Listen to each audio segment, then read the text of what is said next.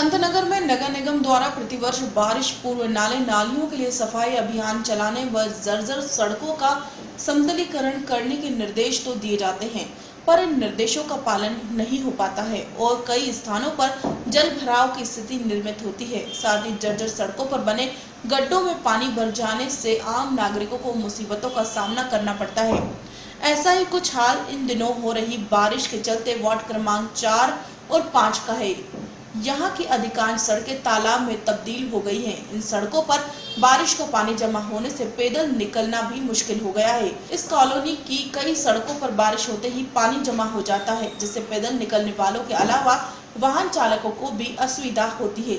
इस कॉलोनी की अधिकांश सड़कें जर्जर व गड्ढों में तब्दील हो गई है, जो कि विकास की बाट त्यों ही रही है।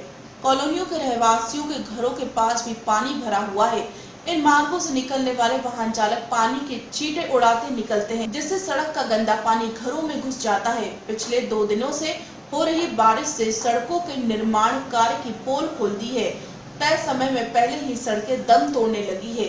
इन कॉलोनियों के विभिन्न मार्गों पर पानी भरा होने से रात्रि के समय इन मार्गों से निकलना मुश्किल हो जाता है। मार्ग पर अंधेरा होने से वाहन चालकों को मार्ग का अनुमान नहीं लग पाता है, जिस कारण वाहन चालकों को पानी भरे होने के कारण गड्ढों का अनुमान नहीं लग पाता है और वाहन चालक दुर्घटना का शिकार होते हैं। बड़ी संख्या में इस कॉलोनी में रहने वाले लोग सुविधाओं को तरस रहे हैं। क्षेत्र की ऐसी कोई सड़क नहीं है जहां पर पानी भरा ना हुआ हो। सर्च स्टोरी के लिए बैरागढ़ से संजना प्रियानी की रिपोर्ट। प्रशासनिक अधिकारियों समेत जनप्रतिनिधियों को कई बार आवेदन देने के बावजूद संतनगर में गौशालाएं नहीं बन सकी। विधायक रामेश्वर शर्मा को कई बार रहवासियों ने गौशालाएं बनाए जाने की मांग से अवगत कराया, पर हर बार जगह बताने की बात पर मामला अटक गया। वहीं गौशाला नहीं होने से संतनगर की सड़कों पर मवेशियों का जमावड़ा लगना बदसूर जारी है। बीआरटीएस कॉरिडोर समेत संतनगर नगर के अन्य मार्गों पर मवेशियों का झुंड आसानी से देखा जा सकता है, जो हादसों की वजह भी बन रहा है। मैं यहाँ पर विश्व हिंदू परिषद संत प्रखंड का अध्यक्ष हूँ और गाय, गरीब और नारी इन सब की रक्षा का हमारे पर दायित्व जिम्मा है और हम अपनी तरफ से भी गायों की रक्षा करते हैं। इन दिनों अक्सर लोग बाग क्या है, जो गाय पालते हैं वो गाय जब तक दूध देती है तब तक तो वो उसको घर में चारा वारा खिलाते हैं, उसके बाद क्या है कि आवारा छोड़ दे, तो इसलिए गायों को दुर्घटनाएं होती हैं, दुर्घटनाओं का शिकार होती है और तमाम लोगों को भी परेशानी पड़ती है। इसमें कई दुर्घटना में गायों के साथ गायें भी मर जाती हैं और कई बार क्या है कि दुर्घटना बाइक वाहन चालक भी उससे दुर्घटनाग्रस्त होकर घायल हो जाते हैं या वो भी काल में। तो हमने कई बार क्या बोलते विधायक महोदय से, संबंधित अधिकारियों से यहाँ बैरागढ़ में गौशाला खोलने की मांग की, गौशाला के लिए ज़मीन दी, लेकिन उन लोगों ने कोई नज़रअंदाज कर दिया, कोई ज़मीन देने के लिए नहीं। जबकि बैरागढ़ में तमाम कई जगह सरकारी ज़मीनों पर अतिक्रमण हो रहा है, बड़ी बड़ी बिल्डिंगें बन रही, धन्ना सेठ और जो पावर वाले हैं उन लोगों ने क्या बोलते बिल्डिंगें तान रखी हैं। और एक ये भी बात कहना चाहूँगा, आगे कोई गाय दुर्घटना होती है और गाय मालिक मालूम पड़ जाता है कि भाई ये गाय का मालिक है और इसने आवारा छोड़ दी है रोड पर, तो हम थाने में उसके खिलाफ भी एफआईआर करवाएंगे, क्योंकि उतना ही दोषी वो भी है कि उसने गाय को खुली क्यों छोड़ दिया, वो बांध के रखे घर पर। हाँ, पुलिस एक्शन लेती है, हम एफआईआर करवाते हैं और कई एफआईआर करवाई हमने अच्छे जहाँ भी जिनके खिलाफ भी, मतलब जिनके यहाँ गायों की दुर्घटना हुई है या जिनके वाहनों द्वारा गायों की मतलब दुर्घटना में मृत्यु हुई है, हमने एफआईआर करवाई है। सरकार से हम ये चाहते हैं कि जब हमारे हिंदू धर्म है और हिंदू राष्ट्र हिंदू देश है तो गौशाला यहाँ पर भी होना चाहिए। भोपाल में है गौशाला है, लेकिन बैरागढ़ में भी मांग कर रहे हैं। बूढ़ा खड़ा की इधर ज़मीन है, इधर तालाब के पीछे भी ज़मीन है, यहाँ के लिए भी मांग करी कई बार।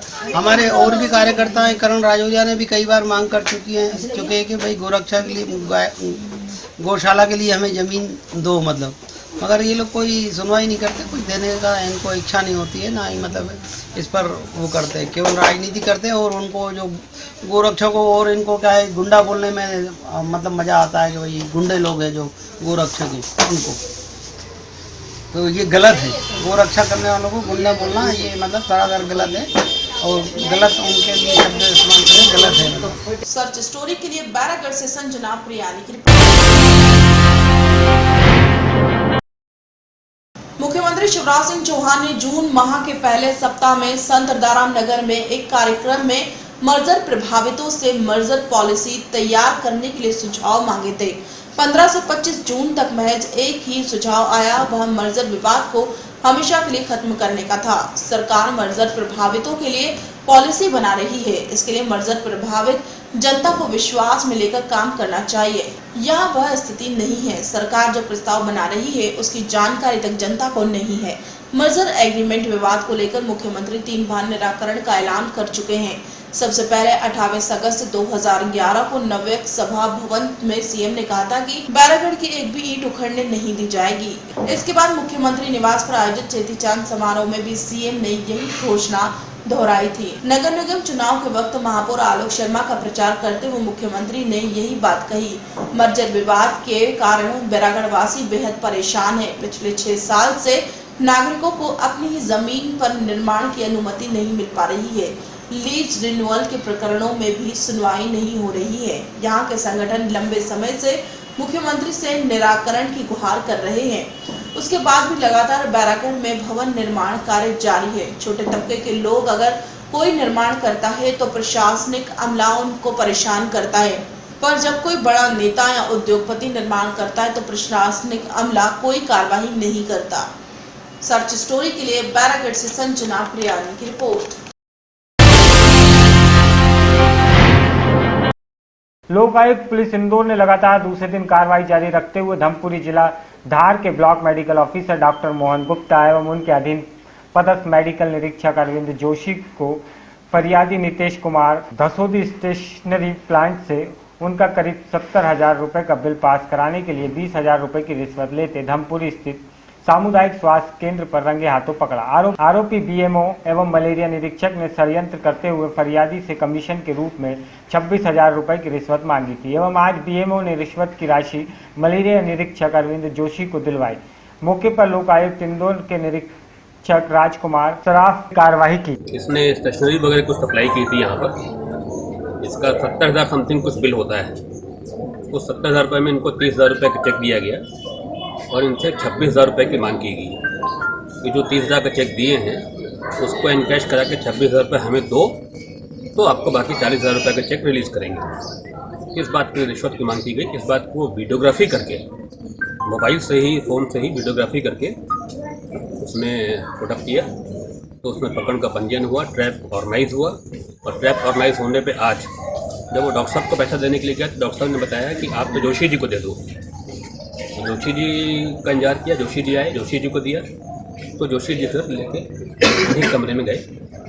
जोशी जी वहाँ पकड़े गए। 20,000 रुपये नगद राशि, 2,000 रुपये के 10 नोट मिले हैं और उनके हाथ घोल में धुलाए गए तो वो पिंक हो गए। जोशी जी के सर हाथ धुलाए गए थे? जी हाँ।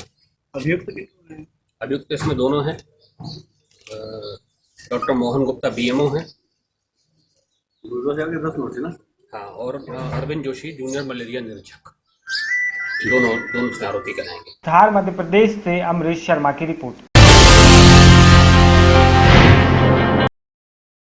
धार में कलेक्टर व एसपी से मिलने जनपद सदस्य ध्रुव सिंह व रोजगार सहायक सचिव संगठन संघ ने ज्ञापन सौंपा।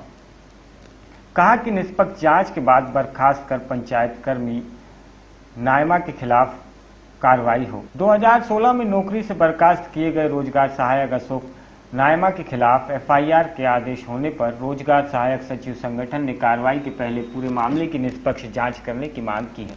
जनपद सदस्य ध्रुव सिंह बना के साथ रोजगार सहायक संघ के आवेदन कलेक्टर श्रीमन शुक्ला और एसपी वीरेंद्र सिंह को सौंपा। उन्होंने कुछ बिंदुओं और कुछ अधिकारियों को ध्यान आकर्षित करवाया। बिंदुओं की निष्पक्ष जांच होने तथा एफआईआर नहीं करने की मांग की है। यहाँ की मांग की गई है कि इन बिंदुओं पर जांच के पश्चात नायमा निर्दोष पाए जाते हैं तो उन्हें नौकरी पर बहाल किया जाए। यह बात आवेदन में आवेदक ने बताया है कि 2016 में नायमा को अन्य पंचायत कर्मियों के साथ शौचालय निर्माण की जांच में दोषी माना गया था। इस मामले में नवंबर 16 को नायमा को नौकरी से हटा दिया गया था। हटाने के बाद पंचायत में नायमा की आईडी का पासवर्ड बदला गया, लेकिन आईडी नहीं हटाई गई। उनकी आईडी से किन किन व्यक्तियों ने काम किया है इसकी निष्पक्ष जांच साइबर सेल से कराई जाए। इसमें दोषियों को दंडित किया जाए। हितग्राही जिनके खातों में पैसा गया था उनके बयान लेने की मांग की गई है। इसी के साथ MMS-ID का उपयोग किसके द्वारा किस कंप्यूटर से किया गया उसकी भी जांच कराने की मांग की गई है। यह मामला ग्राम धरसीखेड़ा में SBS के अंतर्गत शौचालय निर्माण का है। शौचालय निर्माण में अनियमितता के आरोप लगाए गए थे, जिसके बाद एक जांच दल गठित किया गया था। जांच दल ने कुछ पंचायत कर्मियों को उसमें दोषी माना था। इन पंचायत कर्मियों में रोजगार सहायक अशोक नायमा भी शामिल थे, जिनमें नायमा को नौकरी से हटा दिया गया। इसके बाद वरिष्ठ अधिकारियों ने दोषियों को FIR के आदेश जारी किए थे, जिसको लेकर रोजगार सहायक संगठन ने कार्रवाई के पूर्व कुछ बिंदुओं पर जांच की मांग की है।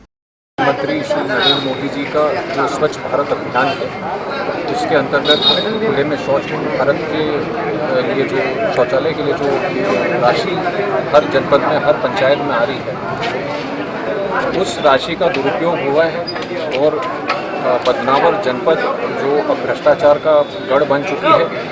एक सबसे पहले दोतिया पंचायत में ये घोटाला उजागर हुआ, उसके बाद फिर अब धरसीखेड़ा में हुआ। तो आज हम कलेक्टर साहब के पास ये मांग लेकर आए हैं कि इसकी न्यायिक जांच होनी चाहिए और इसमें सारे पहलू जितने भी हैं जिन पे जांच होनी चाहिए वो भी हमने कलेक्टर साहब से बात की है। IP एड्रेस किसके कंप्यूटर से घोटाला किया गया, भौतिक सत्यापन किसके द्वारा किया गया और किसके मोबाइल से फ़ोटो खींची गई, उस मोबाइल का IP एड्रेस भी, उसका IMEI नंबर भी सामने पहलुओं पे तब तक इस घोटाले में जो दोषी हैं वो नहीं पकड़े जा पाएंगे। इसलिए हमने कलेक्टर साहब से और जिला पंचायत CO से दोनों से मांग की है और हमने इस विषय में भोपाल भी कितने का घोटाला होगा अंदाजा? ये घोटाला हमने जांच की मांग की है पूरे 89 पंचायतों की, एक के बाद एक हर पंचायत में जो है शौचालय का पैसा दुरुपयोग किया जा रहा है। हमने हर पंचायत की जांच की मांग की है। ये घोटाला बहुत करोड़ों में जाएगा, मैं इसकी सीमा तो नहीं बता सकता, लेकिन पैसा जो है उसका दुरुपयोग हो रहा है। जैसे कि कलेक्टर साहब को CO साहब से मिले तो उन्होंने क्या जवाब दिया? कलेक्टर साहब ने बोला है कि इसमें पुलिस के पास जितने भी FIR दर्ज हुई हैं, पुलिस हमें SP साहब से मिलने को भी कहा है और हमें आश्वासन दिया है कि इस विषय में पूरी जांच की पूरा कोऑपरेट करेंगे, वो पूरी जांच करवाएंगे, तय तक जाएंगे इसमें कौन दोषी है, उनको जो है सजा मिलेगी। आपका नाम बताएं। मैं ध्रुव नारायण सिंह, जनपद सदस्य बदनावर। धार से सर्च स्टोरी के लिए अमरीश शर्मा की रिपोर्ट।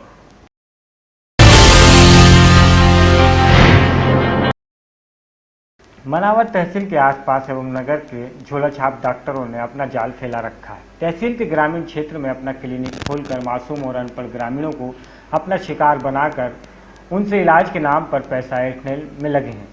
इसके पास ना तो कोई डिग्री होती है, ना ही कोई अनुभव, बस ग्रामीणों को मेडिकल से लाई हुई बुखार, सर्दी, जुकाम, दर्द के अलावा गंभीर बीमारियों का भी इलाज बेखौफ कर रहे हैं। इन पर नकेल कसने वाला कोई नहीं, सरकारी तंत्र भी इन पर कोई कार्रवाई नहीं करता।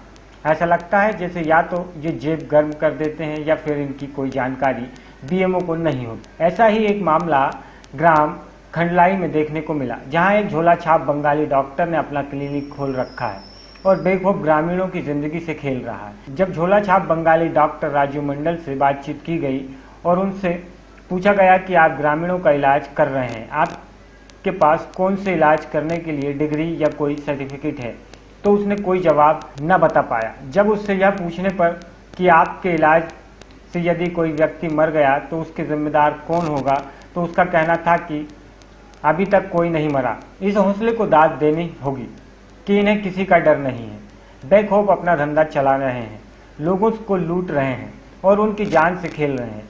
लेकिन कितनी ही बार शिकायत होने पर कुछ दिन तो इनकी दुकानें बंद हो जाती हैं, लेकिन फिर कुछ समय बीतने के बाद वापस अपना धंधा चालू कर देते हैं। ऐसा कब तक चलता रहेगा यह कहना मुश्किल है। जब तक इन पर कोई ठोस कार्रवाई नहीं होती, ये मासूमों की जिंदगी से ऐसे ही खिलवाड़ करते रहेंगे। इस संबंध में मनावर BMO से बात करने पर उन्होंने कार्रवाई का विश्वास दिलाया है। सर्च स्टोरी के लिए धार मनावर से पन्नालाल बघेल की रिपोर्ट।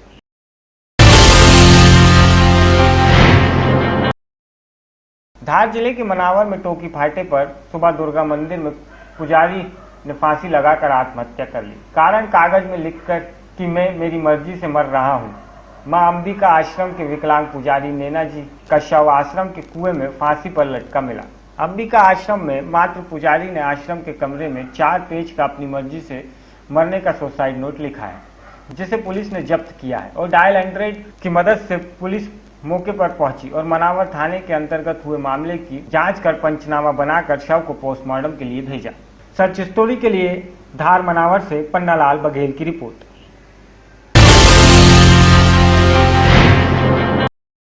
बहू एवं बच्चों को बेचने एवं भगाने का परिजनों ने आरोप लगाया है। दरअसल मामला दतिया कोतवाली थाना क्षेत्र के माली वाली गली में रहने वाली राजकुमार रैकवार और उनके परिवार वालों ने एक ग्वालियर निवासी महिला पर उनकी बहू और बच्चों को भगाने और बेचने का आरोप लगाया है और इस मामले में थाना कोतवाली में आवेदन भी दिया गया है। आपको बता दें कि दतिया निवासी राजकुमारी रैकवार, जो कि माली वाली गली में अपने सपरिवार सहित रहती है, 8 जुलाई शनिवार को दोपहर से उनकी बहू इमरती मायके की कहकर घर से निकली है और फिर गायब हो जाती है। परिजनों के द्वारा जब इमरती के मायके संपर्क किया जाता है तो पता चलता है कि इमरती यहाँ आई ही नहीं।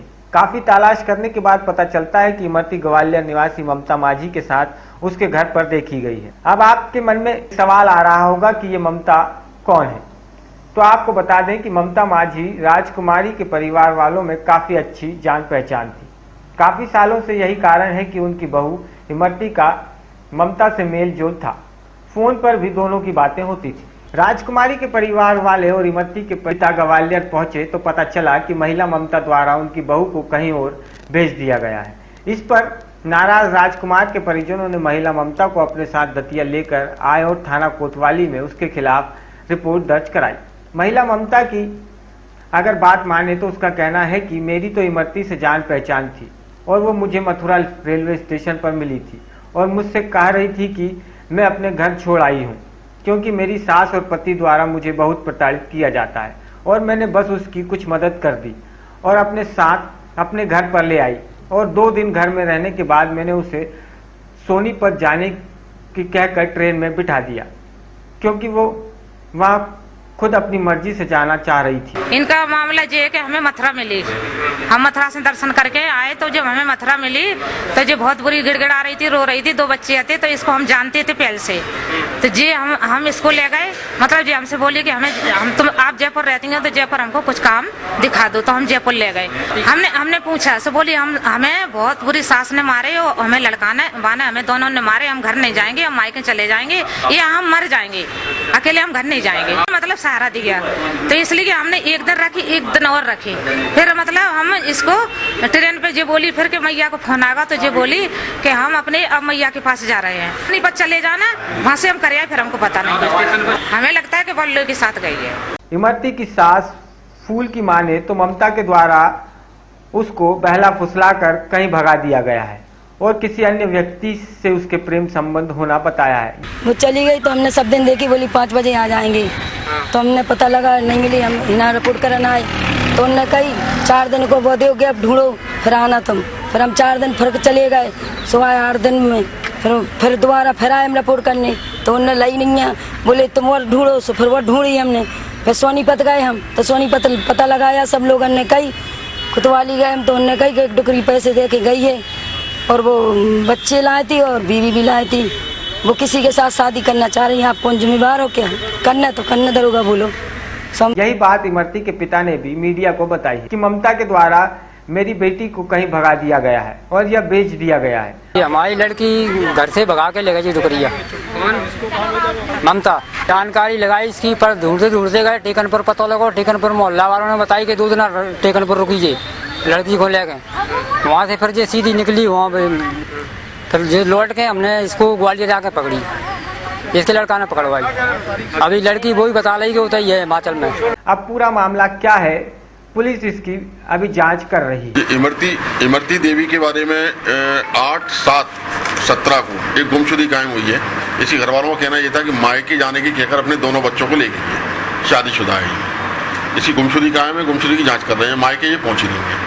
आज इसके घर वालों ने आकर कहा है कि एक महिला को पकड़ के लेके आए हैं, ममता को, कि ममता का इसमें रोल है साहब इसको गायब कराने में। जबकि ममता से पूछताछ की गई तो ममता का कहना यह है कि पानीपत में पहले हम और ये दोनों काम करते थे, तो इसको मथुरा मिली जरूर थी, लेकिन बाकी कोई रोल नहीं है। दतिया से सर्च स्टोरी के लिए रविंद्र कुशवाहा की रिपोर्ट। दतिया रजिस्टर कार्यालय के सामने 5 लाख रुपए की चोरी हुई है। रजिस्टर कार्यालय के सामने स्थित रजिस्ट्री लेखा खुमान सिंह के यहां पहुंचे व्यापारी रामेश्वर राजपूत ने पैसे से भरा हुआ बैग कुर्सी पर रख दिया और खुद तख्त पर बैठ गए। बैग पर नजरें गड़ाए रहा। उधर रजिस्ट्री लेखा क्रेता और विक्रेता के दस्तावेज तैयार करने में जुटा रहा। इसी बीच व्यापारी की नजर रुपए से भरे बैग से हट गई। अगले ही पल ये दुर्घटना घटी। जब व्यापारी की नजर कुर्सी पर पड़ी तो उसके पैरों तले जमीन खिसक गई। काफी खोजबीन के बाद जब बैग का कोई सुराग नहीं लगा तो मामले की शिकायत कोतवाली थाना में कर दी गई। पुलिस ने चोरी हुए 5 लाख रुपए का लिखित आवेदन लेकर मामले की सच्चाई पता करने व्यापारी को ये पैसा जमीन बेचने वाले किसान को देना था। चोरी के बाद व्यापारी द्वारा कोतवाली पुलिस में चोरी का आवेदन दे दिया गया है। पुलिस मामले की पड़ताल में जुट गई है। सर्च स्टोरी के लिए दतिया से रविंद्र कुशवाहा की रिपोर्ट। बुरहानपुर जिले में एक दिव्यांगत छात्रा की किस्मत चमक गई। मामला था कलेक्टर कार्यालय का, जहां ग्राम पचोरा की निवासी दिव्यांगत नीता गिरधर ने जब कलेक्टर से रोजगार के लिए मदद मांगी तो एडीएम रोमांशु टोपो ने इस छात्रा पर दया दिखाते हुए तुरंत ही सीएमएचओ डॉक्टर डीएच चौहान से कहा कि आपके विभाग में कंप्यूटर ऑपरेटर की कहीं भी जगह खाली हो तो इस दिव्यांगत छात्रा को रोजगार से जोड़ें। वहीं जब छात्रा से चर्चा की गई तो छात्रा ने खुश होकर कहा कि अब मैं अपने पैरों पर खड़ी हो चुकी हूं और दूसरों पर निर्भर नहीं रह सकती। वहीं जिला प्रशासन का भी आभार व्यक्त किया है। चलाने के बारे में जो सर ने बोला मुझे वहाँ पे आओ, हम कर देंगे बोले। क्या विकलांग है क्या? हाँ विकलांग हैंडी है। तो कितनी पास है बच्ची? 12वीं पास है। तो क्या महीने से रखने का आश्वासन दिया आपको यहाँ? 4000 रुपये महीने से रखने के लिए बोला, बोले हम करवा देंगे आपका। क्या नाम है आपका? मेरा नाम धनंजय शांतराम। ये पूर्व के जनरल सिनेमा में भी आई थी। कलेक्टर साहब ने निर्देश दिए थे उसको कि ये ट्रेनिंग कंप्यूटर ट्रेनिंग कर रहे उसके पश्चात उसको कोई रोजगार हुआ है। तो आज वो ट्रेनिंग पश्चात आई है तो जिला चिकित्सालय या फिर सामुदायिक स्वास्थ्य केंद्र जहाँ भी अगर वो बड़ी पर्ची के काम में आवश्यकता होगी वहाँ उसको डॉक्टर ऑपरेटर उसको रखने का आज की बड़ी उसमें निर्देश मुझे दिए गए। तो मैं जाकर उसको देखता हूँ कि कहाँ उसको अपन इस मानदेय पे रख सकते हैं। कब तक रोजगार मिल जाएगा उसको? लगभग 1 सप्ताह। उन्होंने कुछ बताया नहीं। तो क्या महीने से बोला आपको? अभी मेरे को कुछ बताया नहीं। उन्होंने वो बोले कि हम देखेंगे करवा के। कहाँ से आए आप? चापुरा से। कितनी पास और क्या रोजगार की सहायता होना चाहिए आपको? मैं 12वीं पास हूँ। और अब तो मिलेगा तो देखेंगे। तो अभी यहाँ से क्या आश्वासन दिया गया आपको? हमको कुछ बताया नहीं। हमको वो बताया कि देखे। क्या नाम है आपका? बुरहानपुर से सर्च स्टोरी के लिए सोनू सोहेले की रिपोर्ट। बुरहानपुर में एक बार फिर चाइना के उत्पादनों का विरोध शुरू हो गया। रक्षाबंधन, गणेश चतुर्थी, नवरात्रि और दीपावली पर्व के मद्देनजर बड़ी संख्या में नागरिक सड़कों पर उतरे और लोगों और व्यापारियों को चाइना के उत्पादन नहीं खरीदने और बेचने की अपील की है। अपील करने वालों में मध्य प्रदेश राज्य पावरलूम बुनकर फेडरेशन के अध्यक्ष ज्ञानेश्वर पाटिल मुख्य रूप से शामिल रहे। इन्होंने लोगों को हैंडबिल बांटकर और जनसंपर्क करके चाइना के उत्पादन खरीदने से होने वाले देश और देशवासियों को नुकसान बताया। उन्होंने कहा है कि केवल नेता और सैनिक बनकर ही देशभक्ति की जा सकती है, बल्कि आम नागरिक भी अपने स्तर पर छोटे मोटे काम से देशभक्ति कर सकता है। इनका तर्क है कि चाइना के उत्पादन हमारे देश में बिकने से चाइना की अर्थव्यवस्था काफ़ी मजबूत हो रही है। चाइना इसी पैसे का उपयोग पाकिस्तान को मदद करने और अपनी सेना का बजट बढ़ाकर हमारे देश को खोखला कर रहा है। चाइना का माल खरीदना और बेचना बंद करना चाहिए। राष्ट्र के लिए अगर राष्ट्र प्रेमी है तो राष्ट्रद्रोही चाइना अपना माल अपने से खरीदने के बाद उसी पैसों से हमारे देश पर आक्रमण करने के लिए सब वस्तुओं का निर्माण करता है। अपने पैसे से अपन उसका माल खरीदते हैं और उसके पास पैसा जाता है और उससे नुकसान होता है। उसके फटाकों के अंदर केमिकल ज़्यादा रहते हैं। राखी के अंदर केमिकल है, अगर उसके फटाके फोड़े जाएंगे तो आसपास प्रदूषण होता है। और जहरीले फटाके हैं, उसके अंदर केमिकल इस तरीके के वो डालता है कि हमारे लोग धीरे धीरे सहने बीमार पड़ते जाएं और कैंसर होता जाए। क्या अपील कर रहा है जनता से? अपील कर रहे हैं कि राखी का मौसम आने वाला है, दिवाली का मौसम आने वाला है, गणेश जी की मूर्तियों का मौसम आने वाला है, माँ दुर्गा इन सब चाइना के माल ना खरीदे, राखी ना खरीदे अपने भाइयों को, भले एक काला धागा बांधे लेकिन चाइना की राखी नहीं बांधे।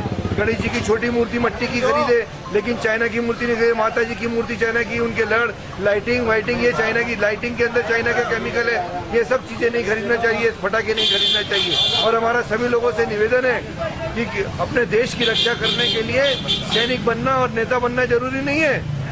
राष्ट्रभक्ति अपन स्वयं लोग भी कर सकते हैं, आम जनता भी अपने तरीके से कर सकती है। किशोर शाह।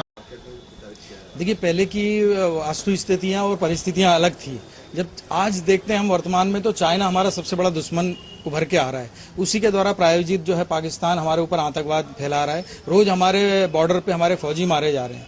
तो हम कहीं ना कहीं तो इससे शुरुआत करेंगे। पुरानी कुछ चीजें ऐसी हुई होंगी कि सरकार ने उनसे जो अनुबंध किए होंगे चाइना प्रोडक्ट के, लेकिन एज ए ह्यूमन बीन और एज ए समाज सेवी हम ये चाहेंगे कि जो हमारा दुश्मन है हम उसकी कोई भी चीज, ऐसी चीज ना खरीदें जो हम उसके प्रोडक्ट खरीदते हैं और उसका पैसा वहां जाता है और वो आर्थिक रूप से मजबूत होता है। और आर्थिक रूप से न सिर्फ मजबूत होता है, उन पैसों का इस्तेमाल वो कहीं ना कहीं खतरनाक हथियार बनाता है, खरीदता है, और वो हम ही निर्दोष जो हमारे फौज पर लड़ रहे हैं, जो फौजी भाई हैं, उनके ऊपर इस्तेमाल कर रहा है। तो ऐसा संवेदनशील ऐसा त्योहार जो राखी रक्षाबंधन का जो था, तो हम लोगों ने ये बात रखी उन बहनों से कि आप जिस क्या नाम है पवित्र उद्देश्य को लेकर आप वो राखी अपने भाई को बांधेंगी कहीं एक नहीं, उसी का पैसा जब चाइना के पास जाएगा तो चाइना पे वो जो भाई आपकी रक्षा कर रहे हैं उनके ऊपर वो लोग उसका वो इस्तेमाल करते हैं। तो एक छोटा सा आग्रह हम लोगों ने किया था उनसे, और धीरे धीरे हम ये चाहते हैं कि एक आंदोलन बने, जन आंदोलन, कि उसमें हम लोग आज ही नहीं, ऐसे किसी भी व्यक्ति देश से जो हमारा दुश्मन है हम उसकी कोई भी चीज न खरीदें, पूरी तरह उसका बहिष्कार करें। बुरहानपुर से सर्च स्टोरी के लिए सोनू सोहेल की रिपोर्ट। मध्य प्रदेश का सीधी जिला, जी हाँ, एक तरफ जहां स्वच्छ भारत अभियान का जोरों शोरों से बिगुल बजाया जा रहा है, वहीं दूसरी ओर विद्यालय की स्थिति देखें तो स्वच्छ भारत अभियान की हकीकत की हवा निकल जाएगी। आपको लिए चलते हैं सिवाला जनपद के अमीलिया गांव में। अमीलिया गांव के नोदिया प्राथमिक एवं माध्यमिक विद्यालय में, जहां मेन गेट पर ही हैंडपंप है और मेन गेट पर ही बांधी जाती है भैंस, यानी भैंसागार बना हुआ है। इसके चारों तरफ कीचड़, गंदगी व गोबर का अंबार लगा हुआ है। रोज बच्चों को स्कूल पहुंचने आने जाने में काफी दिक्कतों का सामना करना पड़ता है। ऐसा नहीं कि अधिकारियों को इस समस्या की जानकारी नहीं है।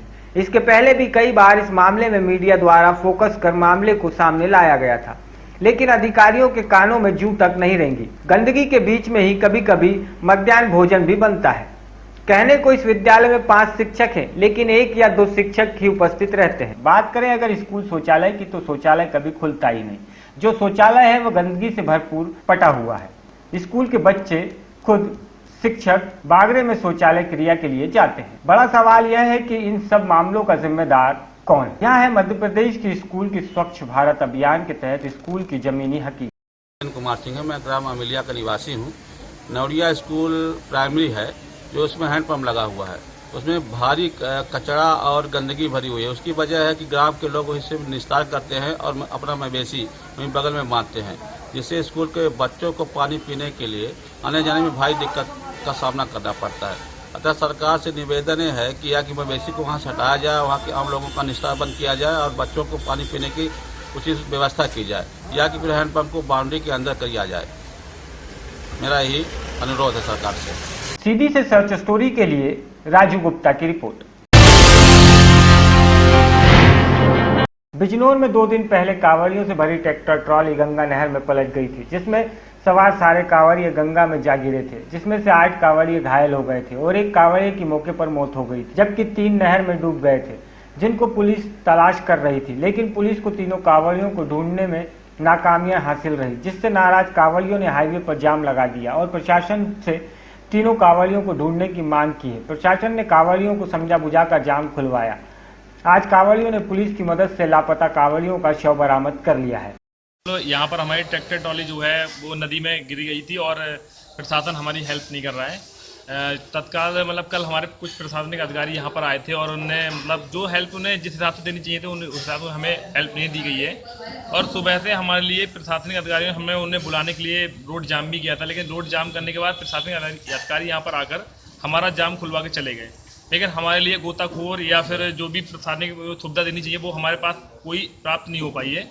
हमारे जो बंदे हैं, जो हमारे साथ में तैरने वाले, हम खुद ही उसके लिए मतलब ढूंढ रहे हैं। जो प्रशासन के लिए हमारे लिए जो सुविधा देनी चाहिए थे गोताखोर वाली, या फिर अपनी टीम को बुला के यहाँ पर हमारे लिए कोई सुविधा अभी फिलहाल तो प्रोवाइड नहीं की गई है।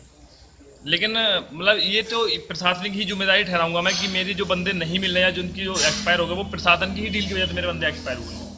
और अभी भी टाइम 12 के समथिंग होने जा रहा है, लेकिन अभी भी कोई प्रशासनिक अधिकारी यहाँ पर नहीं आया। सुबह यहाँ पर जब हम लोगों ने जाम लगाया था तो सीओ आके हमारा जाम खुलवा के जाता है और बोलते हैं कि हम अपनी टीम को भेजते हैं, लेकिन उसके बावजूद भी यहाँ पर कोई टीम नहीं आई है। बिजनौर से सर्च स्टोरी के लिए फैसल खान की रिपोर्ट।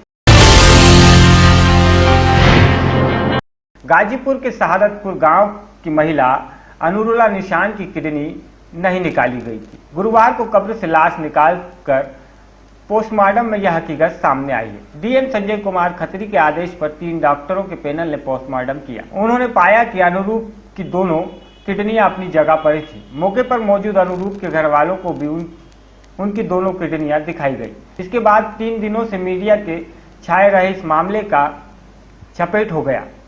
मालूम हो कि बीते 29 जून को जहांगीरपुर क्षेत्र के मिट्टीपारा के पास बाइक हादसे में अनुरूप निशा पत्नी आबिद हुसैन घायल हो गई थी। उन्हें मऊ के निजी अस्पताल प्रकाश ट्रामा सेंटर में दाखिल कराया गया था, जहां चिकित्सकों ने उनका ऑपरेशन किया। 17 दिनों में कोई सुध नहीं होने पर घर वालों ने अनुरूप को लेकर BHU के लिए चले गए, लेकिन रास्ते में उसका दम टूट गया। लाश घर लाई गई और दफनाने की प्रक्रिया के दौरान घर वालों की नजर नरुल के पेट में लगे चीरे के निशान पर पड़ी। फिर क्या था? उन्होंने प्रकाश ट्रामा सेंटर पर किडनी निकालने का आरोप लगाया। इसके लिए वहां SP ADM से मिले। डीएम संजय कुमार खत्री ने उनकी आशंका की पुष्टि के लिए बुधवार को आदेश दिया कि अनुरूपा की लाश कब्र से निकालकर पोस्टमार्टम कराया जाए।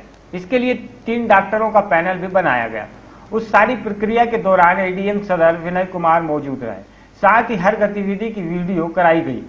डीएम के आदेश के तहत सुबह कब्र से लाश निकाली गई, पोस्टमार्टम हुआ, फिर लाश कब्र में दफना दी गई। हुआ था यहाँ पर कि पूरी हड्डी निकाल करके यहाँ रखा गया और आगे ऑपरेशन हुआ है तो वो हड्डी निकली है मेरे सामने हैं।